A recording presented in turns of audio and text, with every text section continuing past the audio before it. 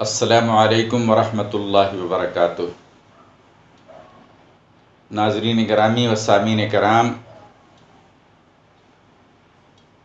ہم نے ایک ہفتے قبل آپ کی خدمت میں ایک ویڈیو اپلوڈ کی تھی جس میں یہ بات آپ کو بتلائی گئی کہ سرکار دو عالم صلی اللہ علیہ وسلم کون کون سی چیزیں نہیں تناول فرماتے تھے۔ آج کی ویڈیو میں آپ کی خدمت میں ان پھلوں، سبزیوں اور ترکاریوں کا ذکر کریں گے جو سرکار دو عالم صلی اللہ علیہ وسلم بہت ہی رغبت اور شوق سے تناول فرماتے تھے۔ پھلوں اور ترکاریوں میں اللہ کے رسول کو تربوز اور خربوز دونوں بہت پسند تھا۔ سرکار دو عالم صلی اللہ علیہ وسلم ککڑی کا بھی استعمال فرماتے تھے اور ککڑی کو کبھی کبھی کھجور کے ساتھ بھی تناول فرماتے تھے۔ اسی طرح سے اللہ کے رسول ساگ بھی استعمال فرماتے تھے۔ کدو سے آپ کو بہت رغبت تھی اور کدو سے محبت کا یہ عالم تھا کہ جس سالن میں کدو کا سالن ہوتا تو اللہ کے رسول اس میں انگلیاں ڈال ڈال کر کدو کی قاشیں تلاش فرماتے اور اسے نوش فرماتے۔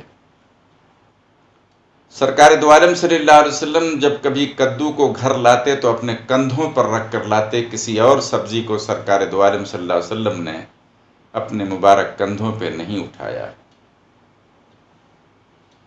اس کے علاوہ اللہ کے رسول ادرک اور سوکھ جانے کے بعد جب ادرک سونٹھ بن جاتی ہے تو آپ نے ادرک اور سونٹھ کا بھی استعمال فرمایا۔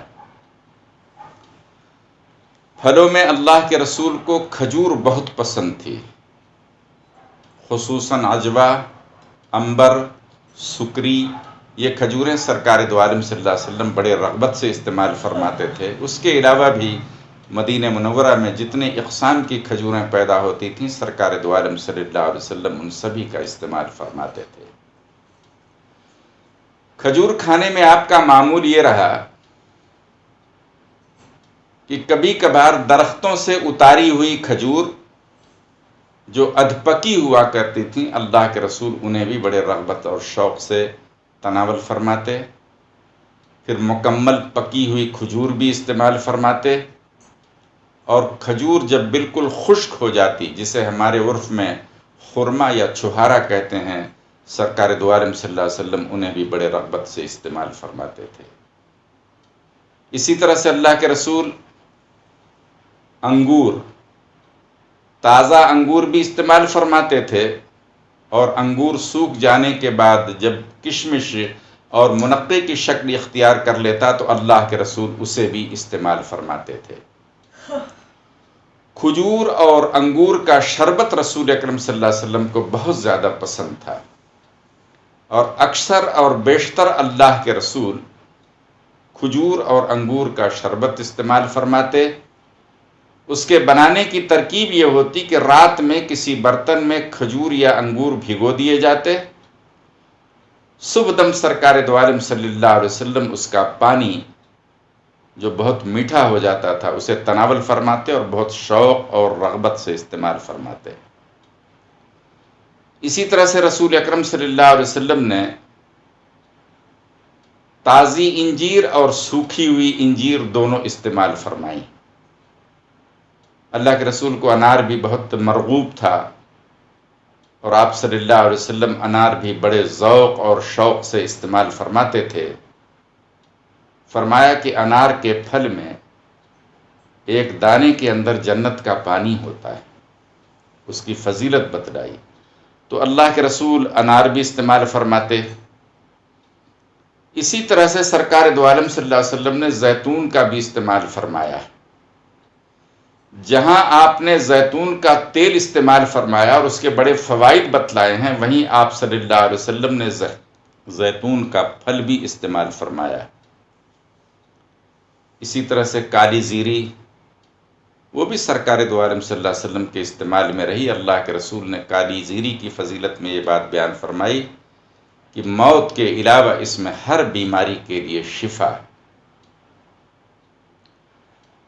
شہد کا ذکر بھی یہاں ضروری معلوم ہوتا ہے کیونکہ اس کا بھی تعلق پھل اور پھول سے۔ اللہ کے رسول کو شہد بھی بہت مرغوب تھا اور آپ اس کا بھی شربت بڑے ذوق اور شوق سے استعمال فرمایا کرتے تھے۔ اسی طرح سے سرکہ جو انگور سے، کھجور سے یا مختلف پھلوں سے بنایا جاتا تھا، وہ بھی رسول اکرم صلی اللہ علیہ وسلم کو بہت ہی مرغوب اور پسند تھا۔ سرکے کی فضیلت میں اللہ کے رسول کی حدیث ہے کہ نعم الانام خل، سب سے بہترین سالن سرکہ ہے، اور سرکے کو آپ بطور سالن استعمال فرماتے تھے۔ تو جتنے پھلوں اور سبزیوں کا تعلق اللہ کے رسول کی ذات سے تھا، اس کا ہم نے قریب قریب آپ کی خدمت میں ذکر کر دیا ہے۔ مشروم کے بارے میں بھی ایک روایت ملتی ہے کہ اللہ کے رسول نے مشروم بھی استعمال کیا ہے، مگر اس روایت میں مجھے تھوڑا سا شک اور تردد ہے، مگر ضمناً ہم نے ذکر کر دیا ہے۔ اوپر جتنے بھی پھل ہم نے آپ کی خدمت میں پیش کیے ہیں، سب سرکار دو عالم صلی اللہ علیہ وسلم کے استعمال میں رہے۔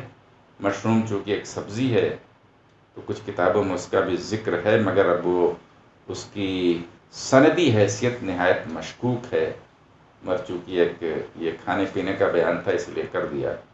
اللہ سبحانہ تعالیٰ سے دعا ہے کہ ہمیں اللہ تعالیٰ اسوہ رسول پر چلنے کی توفیق عطا کرے۔ وآخر دعوانا ان الحمد للہ رب العالمین۔